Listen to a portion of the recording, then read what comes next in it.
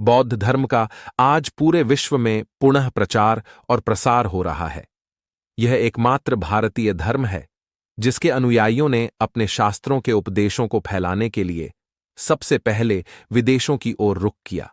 दुर्गम पर्वतीय क्षेत्रों और सागर पार की यात्राएं करके उन्होंने तिब्बत, चीन, जापान और सुदूर पूर्व एशिया के देशों से लेकर दक्षिण में श्रीलंका तक भगवान बुद्ध के संदेशों को पहुंचाया।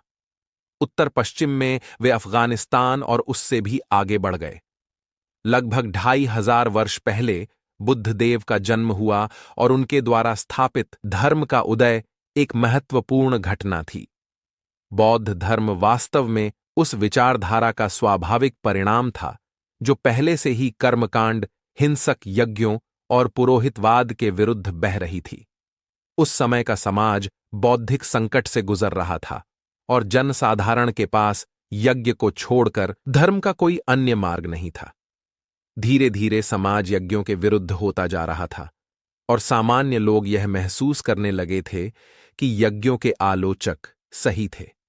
उपनिषदों का ज्ञान सामान्य जन तक नहीं पहुंच पाता था।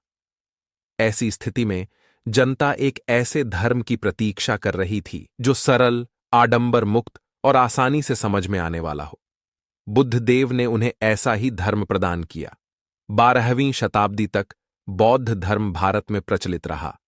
नालंदा, विक्रमशिला, तक्षशिला के विश्वविद्यालयों में देश विदेश के लोग बौद्ध धर्म का अध्ययन करने आते थे। इसी काल में बौद्ध धर्म का व्यापक प्रचार हुआ और तिब्बत, चीन, जापान, बर्मा, थाईलैंड, श्रीलंका आदि देशों में इसका प्रसार हुआ।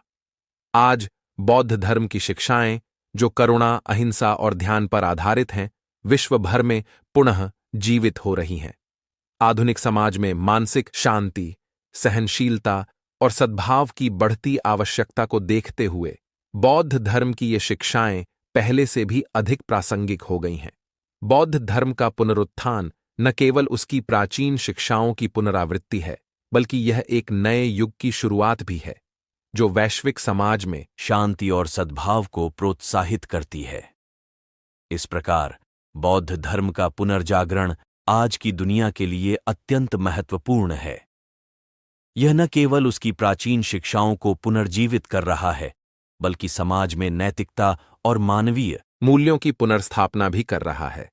बौद्ध धर्म की शिक्षा आज भी लोगों के लिए प्रेरणादायक और मार्गदर्शक बनी हुई है, जो व्यक्तिगत और सामूहिक विकास के लिए अनिवार्य